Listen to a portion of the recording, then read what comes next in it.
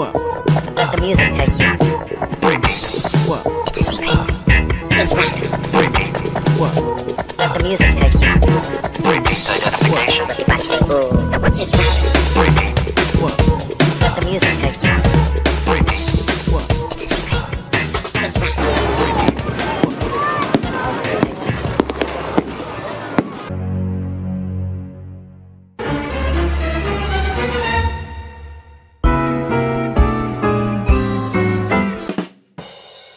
Yeah, it's all looking more and more familiar. Chair still fits and my can is still here. I'll be good for the hour. You'll be great, you handsome, scary thing. Welcome everyone to the show in the old Scilands of Second Life. Thank you, Drusilla and Alexa and Blitz, for the wild, tiny opening act. It's time to get our brains on for real, people, and introduce our guests. Show is inspired, of course, by our guru from fantasy to facts and a deep grasp of what Second Life means for science and science fiction lovers and what's possible in our 3D lives. Just want to give a shout out to Ebby Linden, who is here with us tonight. It means a lot for us to have you here. This platform for multi-person thinker games is unparalleled, as you will see tonight, and still the case after 17 years. A big happy birthday to Second Life. Well, happy Second Life birthday 17. And now it's time for Jamie or Namie. Hey folks, we're streaming from various platforms, so please feel free to play right along at home, though text chat on Facebook or YouTube will be watching. Panelists will get a truth or not a truth and attempt to tell us if it is or if it ain't. All right, Corey, yes or nayas? While Elon Musk's recent SpaceX launch was merely replicated in the virtual world of Decentraland, in May of 2008, the actual Mars Phoenix landing was broadcast live from NASA at Explorer Island in Second Life. Yay or nay? Yay. That's it, and Corey gets a point. All right, next up is Evie. The United States Patent Office is granting the patents for a shape-shifting food container and an emergency flashlight to an AI named Darbus, which invented them. Yay. That's a nay. That was crazy enough to be. Yeah. I've read some patents, man. All right. Troy, was the first game show to ever air called Spelling Bee, where contestants had to correctly spell words? I would say nay. Actually, that's a yay. It was in 1938. And as a side note, the first game show on commercially broadcast TV was 2 years later. Truth or Consequences, hosted by Bob Barker. And the fourth one is for Jimbo. 3D printed glass is finally available. Yay or nay? Yay. That's right, it's a yay. It's a special resin that contains plastic and organic molecules and has been developed that bonds to glass. And that's a shout out to Frank Herbert for his City Made of Glass and the Godmakers, published in 1972. All right, Corey, the news. That's all I'm going to say. But don't yay me or nay me on that. Let's talk about something more for today, news filters. So yay me or nay me on this. In order of published work, did Frederick Paul's filtered news feed in his 1966 novel, Age of the Pussyfoot, I just wanted to say that, precede the TV filter in Robert Heinlein's Methuselah's Children? Yay. Heinlein was first in 41 and Pohl in 66. All right, moving on to Abby. We are fascinated by exotic smells on the first question, like bacon and beer. But there is more to life. A small company has come out with a candle that smells like a bookstore. Yay or nay?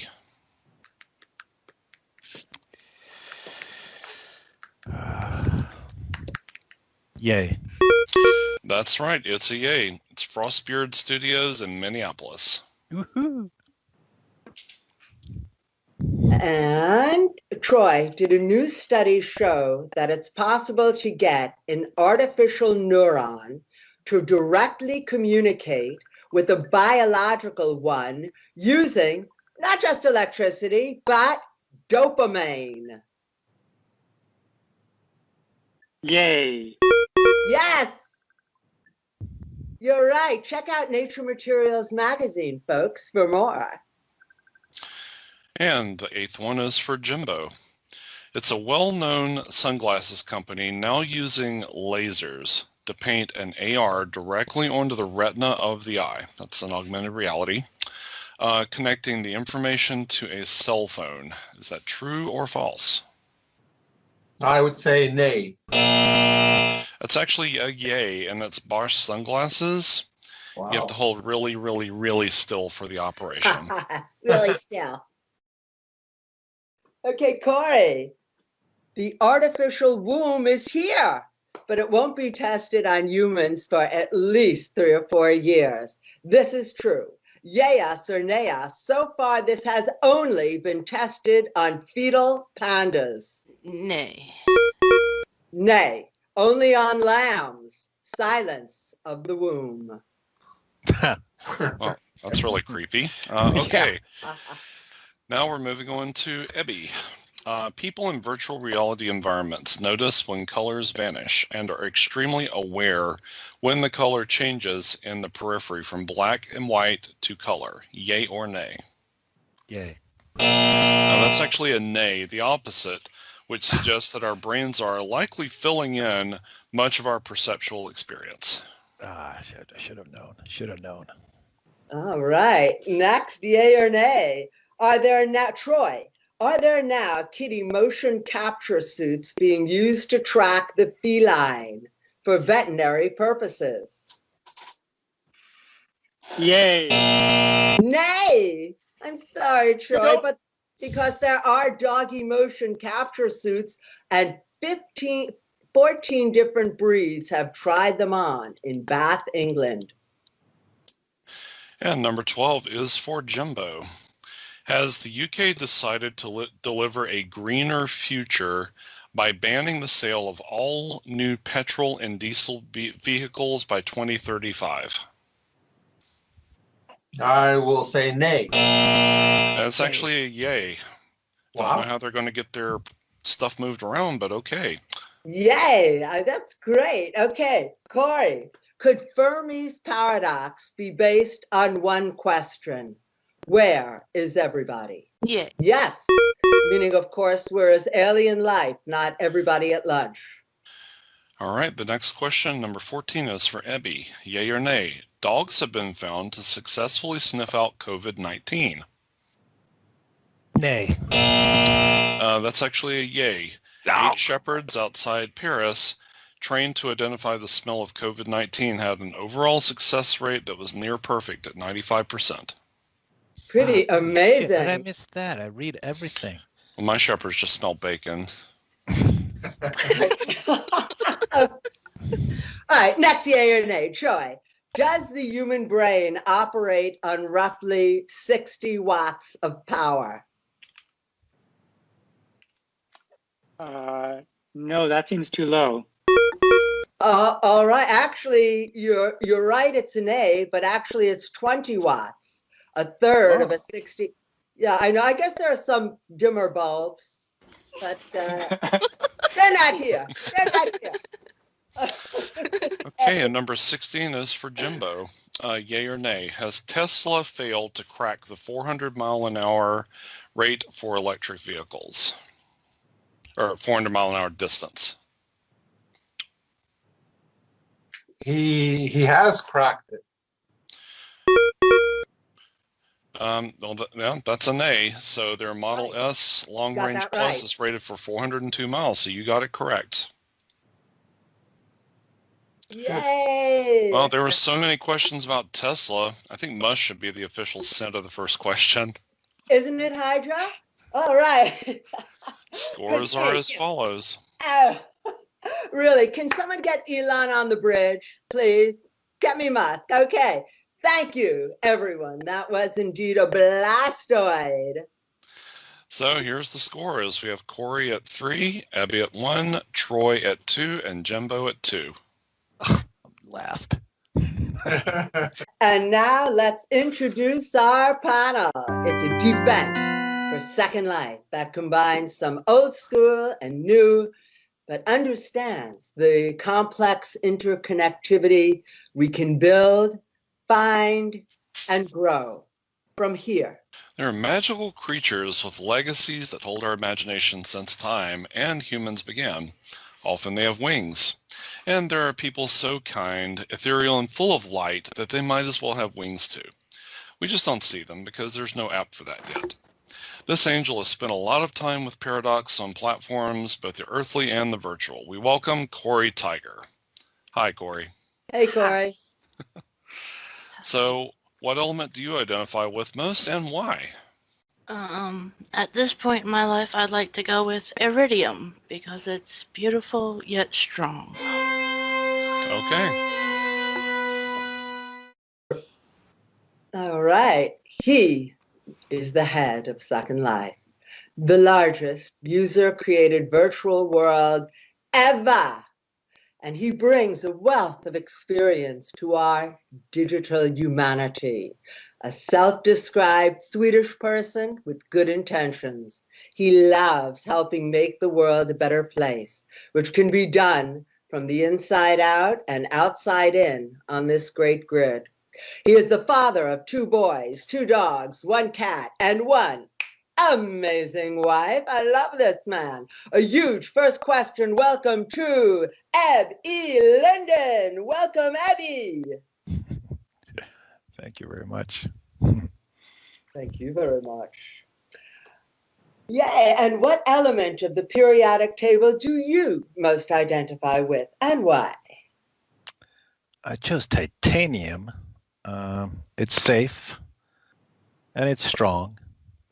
That sounds about right. Oh, yeah. We can count on him. Oh, yeah. We can. All right. And he is from Canada and has a background in science and engineering. In 2005, he discovered Second Life, and for many years he was involved with many of the science-related things in Second Life, including the International Space Flight Museum. If you have a problem you need a rocket scientist to solve, this man would be a good bet to call because he is one. On the very first show back in 2008, and many editions of the first question, real ship shaper Troy McLuhan. Welcome back, Troy. How have you been? Yay, Troy! Thanks. It's great to be back and nice to see so many old friends. Yeah, there's quite a collection of us. I haven't seen in a long time. Indeed. So, what element do you identify with most and why?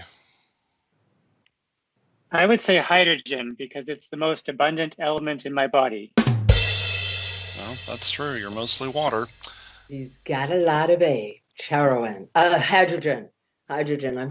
I was on mute. All right, we will be judged, and I will be judged. I'm sorry. We will be judged on not on what we consume in this lifetime, but on what we have produced. And this man has a very good chance of an eternal name in lights because in Second Life, he did help build the International Space Flight Museum and many other great things. In real life, he's a retired civil engineer and still operates a graphic arts website business. He likes Star Trek, Star Wars, and building plastic models, and we like him. Welcome, Jimbo, perhaps. Thank you. Thank you. Welcome. It is so great to see you. And and what element of the periodic chart do you most identify with and why? I choose osmium because it is the densest naturally occurring element. And if I can explain why. Please do. Okay, so my good friend Chris says this about me. He says that I might be book smart, but I'm not street smart. And then he goes on to explain, if you left me in a forest and came back 100 years later, you would find my skeleton up in a tree, but there would be a half-built time machine on the ground below. So in other words, I always seek the most convoluted solution to a problem. That's great. Guess that works. Yeah, I think living in the future. Yeah, is wonderful. Bravo. And for our contestants and the audience, you can right-click the box and get a copy of some great first question goodies. That's right. And now it's time for Word Up, our lab of the lexicon, and let you, our audience, vote for your favorite. Recount them in real time, no waiting in line. Plus, it's our chance to win big points. The cubes are numbered.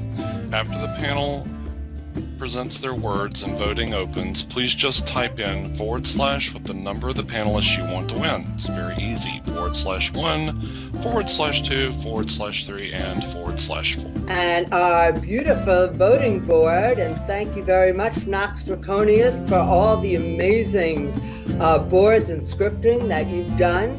Our voting board will show the points. Clear winner gets 4 points, for a tie 3 each, a three-way tie 2, and if y'all get the same points, y'all just gonna get 1 point. Word up. What's yours, Corey? Pookinator. Noun. Pookie, the force of nature that she becomes when she wants to produce something, such as a show. Okay.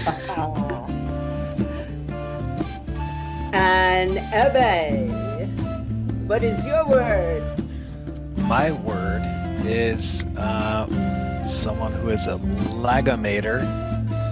And lagamator, it's derived from the Swedish word lagom, which translates roughly to moderate or enough, or someone who is willing to share and not just try and get it all for themselves. And so the word could use more lagamators who are willing to share and create more equality in the world. Absolutely. Yes, we do. We're trying to grow right here, right now. Okay, Troy. Yeah, my word is gatachiphilia, which is the love of kittens. Aww, Okay. Can we get a collective? Aww. What's the puppy version? Because that would be mine. And Jimbo, what is your word up? And make sure you're in Second Life voice too, Jimbo. Okay, can you hear me? Yes? Yeah. So my word is perbe, P-E-R-B-E. I've used it for many years thinking that it was a real word, but it's not. It's halfway between perhaps and maybe. So perbe. And now we have the voting blocks appear. Well, let the voting You see that? begin. All right. Sorry, Tadra, go ahead. Let the voting begin. So just type /1, /2, /3, /4. They're in order with the contestants from top to bottom.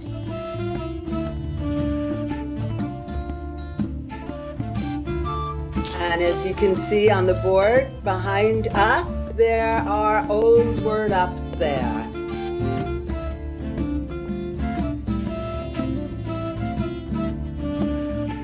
I just voted for myself. Can I do that? I sure did. And Hydra, could you say, go ahead, could you say all the words? Because Lagamator, come on, you're an Pete. amazing boy. Ah, come on, come on. All right. Well, the first one was from Corey. That was Pucanator. That's correct. Thank you, Hydra. And the next one from Ebby was Legamator. Oh no! Look at it now! Look at it now! And then from Troy, it was Gadicophilia. I think I got that right. And then from Jimbo, it was Herbie, which is halfway between perhaps and maybe. I think that's a great word. I may in fact use that later today. I'm gonna stop counting in 5 seconds. That's right. 5, 4, Go! 3, Yeah! 2, Yeah! 2.5, 2.5, 2.75, and 1. And we will stop counting. There we go. All right. So it looks like Legamator is the top word. And what was that? 4 points?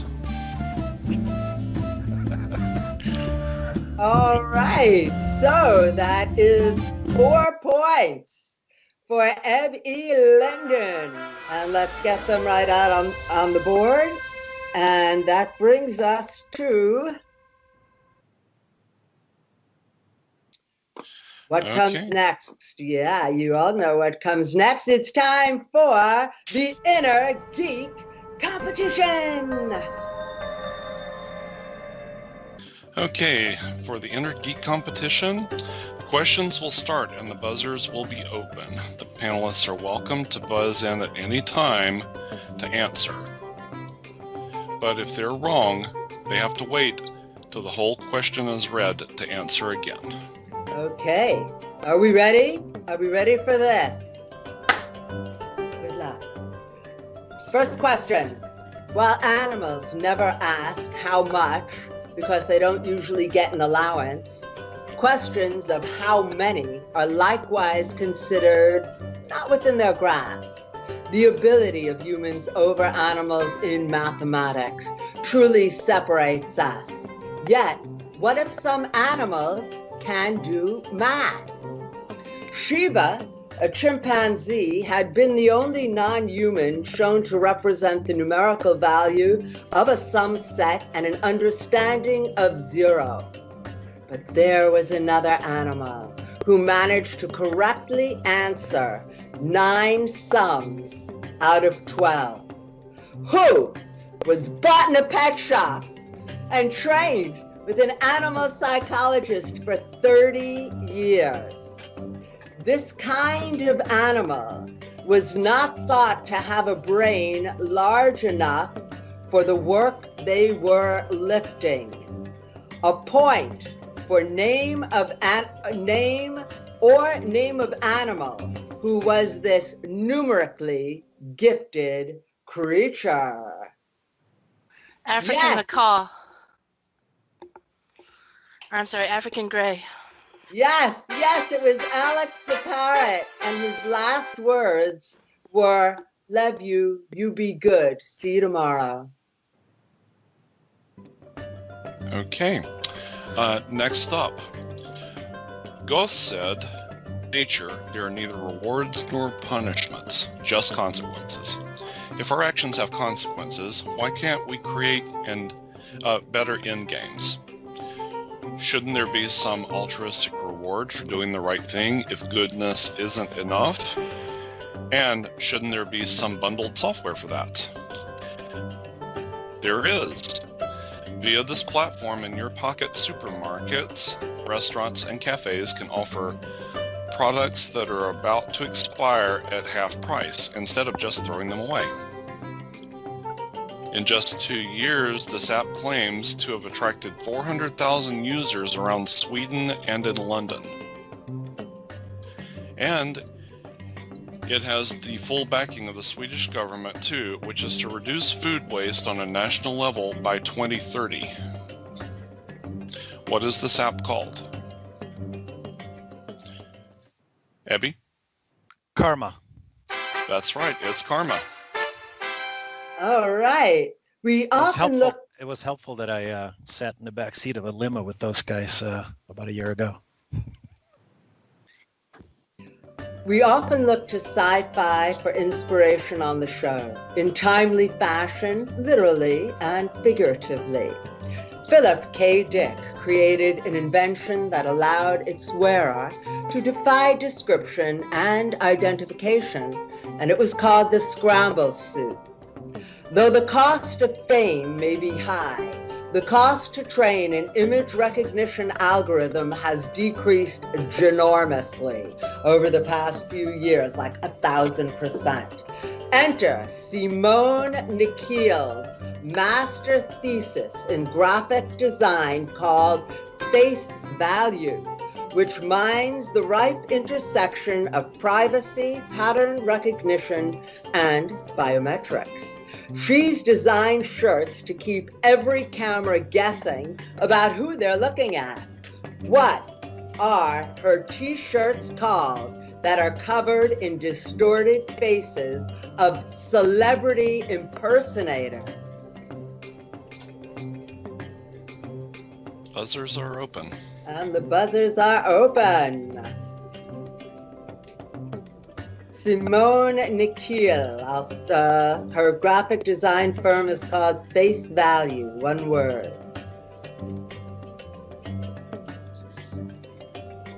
Okay, I guess let's anyone? move on to the next one. Mm-hmm. Oh, you got Abby. Real face. Yes! Real face, and I have to say this word, if you don't mind, glamouflage. And that's what I want. Instead of us all dressing like 13-year-old boys, people, okay? Let's up the game. Glamouflage. Here we are, going to the next question. Okay, number 5. It isn't very often we have a freshly minted word up that fits into the rest of the show so seamlessly. But a good example would be our winning word this evening, lagometer.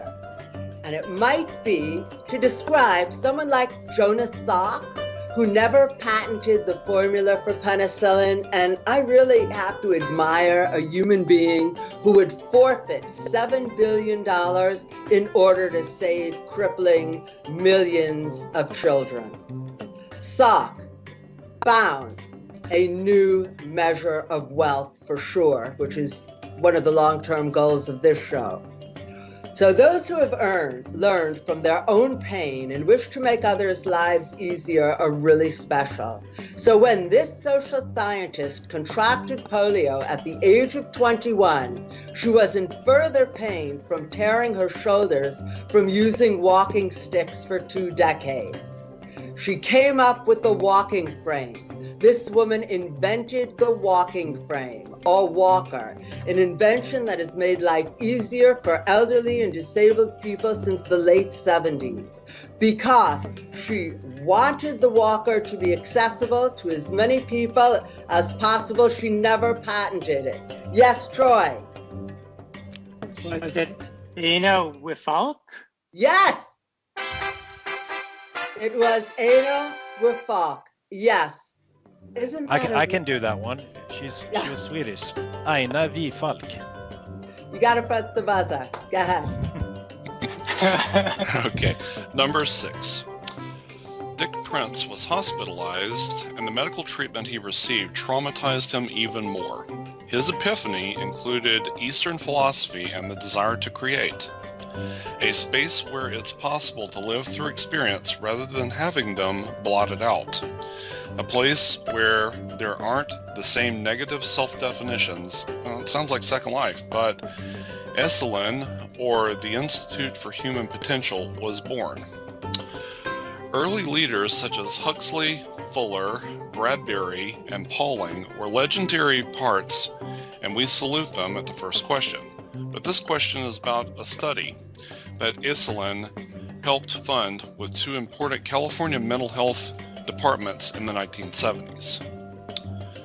First hint. It explored the thesis that the health of certain patients would permanently improve if their psychotic process was not interrupted by medication. Second hint. In the study on first episode psychosis, there was a 70% lower rehospitalization rate in providing a medication-free environment for people in initial extreme states. Third hint. What was this groundbreaking study called? And DARPA, are you listening? Yes, DARPA, are you listening? That people got better without medication. Buzzers are open. It was a groundbreaking study. Co-sponsored by Scilands.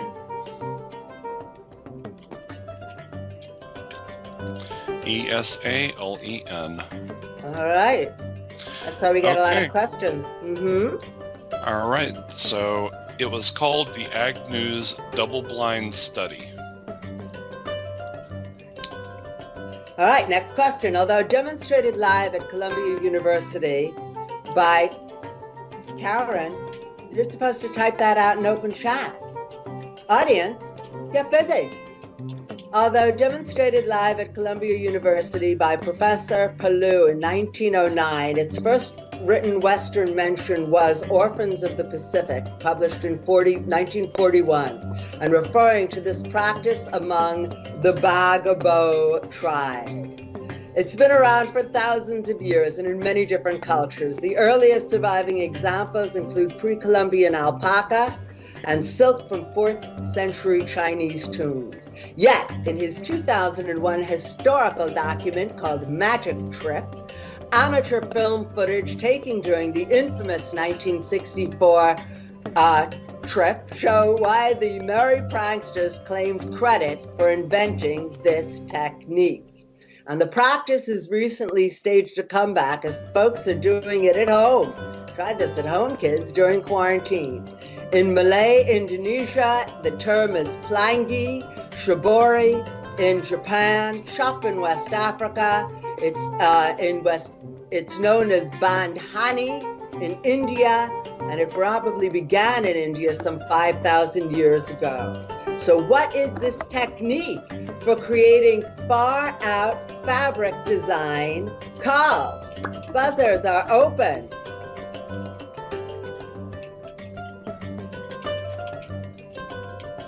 Someone in the audience said it. Tie-dye? Corey. Tie-dye. That's correct. Yes, tie-dye, because Howard Knox always wore tie-dye. All right, yes, go ahead. Moving to number 8. As above, so below. But what about waterfalls? Waterfalls are the stuff of paintings and tourism. Earth's largest and most powerful waterfall doesn't attract either, though, because it lies beneath the ocean.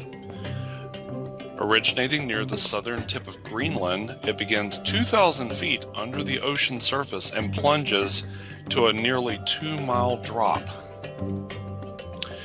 It's more than 3 times the height of Angel Falls in Venezuela, which is considered Earth's tallest waterfall on land. The amount of water in this gigantic flow equals between 20 and 40 times Jimbo. I think that's the Denmark Strait Cataract. That is correct. Oh my God, I was looking at it and I just was too wimpy to click. Gotta hit that thing. Yeah. That's great. Okay, and I believe that, finally, a major hurdle on the path to 3D printing replacement organs with a breakthrough technique for bioprinting tissues. New innovations arrived at collaboratively allow scientists to create exquisitely entangled vascular networks that mimic the body's natural passageways for blood, air, lymph, and other vital fluids. Design was all, though, to mimic the entangled pathways. A recent Science issue cover shows a visually stunning hydrogel model of a lung-mimicking air sac with airways to deliver oxygen. These are 3D printed organs. Now, what was the design firm? This design firm that also creates geode, spiral, and infinity puzzles worked with rice UW, Duke, and Rowan University. This design firm, what was its name, that worked on the 3D printing of organs? It originated in Somerville, Massachusetts, which was Paradox's hometown, and now is located in Catskill, New York. A design firm had to work with these universities. What is its name? Yes, Abby! I am going to say Prellis Biologics. No. No. No. I don't think that was it. Wrong answer. It's located now in the Catskills, and it worked on that. No. All right, well, I'm going to count down from 5. 5, 4, 3, 2, 1. And the answer is nervous system. And now, Hydra, this will be the last question. And then we will announce our winner. So, question number 10. If Fermi had a paradox, the first question in Second Life had one too. Yay! Well, Fermi's paradox brought about a formula for determining where intelligent life was. I guess we kind of do that here too. But this guy really did it.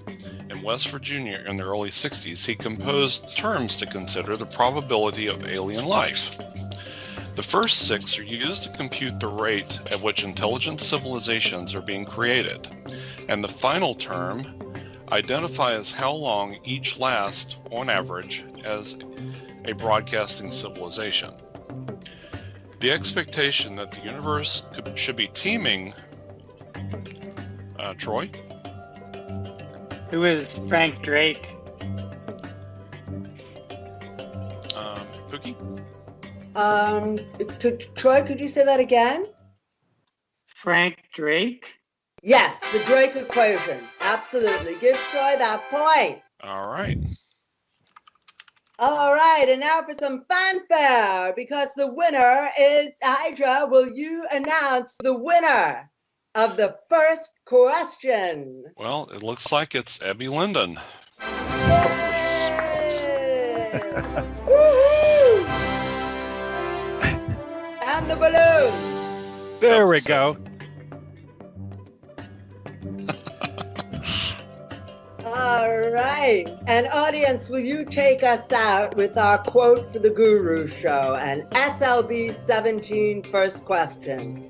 Audience, please type out the author of this quote, and the first to get it right will receive a prize from me of 500 Lindens. And here it is.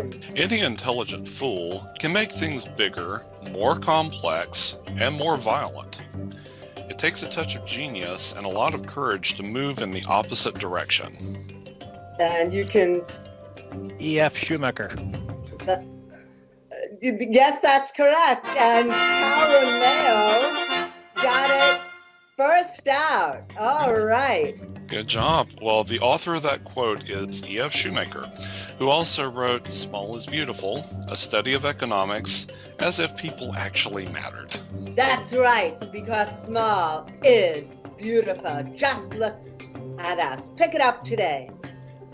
Thank you, everyone, for this amazing birthday gift to all of us at the first question, and for this amazing tribute to Paradox Olbers.